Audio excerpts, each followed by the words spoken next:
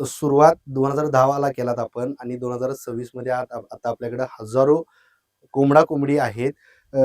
नवीन कुक्कुटपालन करणाऱ्या तरुणांना, नवव्यवसायिकांना काय सल्ला द्याल?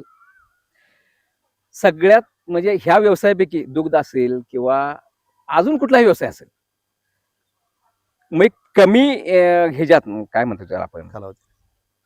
कमी बजेटमध्ये हं.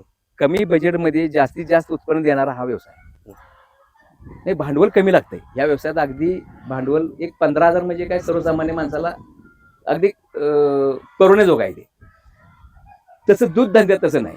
आता एका मशीनची किंमत 1-1 लाख रुपये आहे. बरोबर. तसं काय नाही. 100 कोंबड्या म्हणजे 15,000. त्यात काय, त्यामुळं हा व्यवसाय कमीत कमी बजेटमध्ये जास्तीत जास्त उत्पन्न देणारा हा व्यवसाय.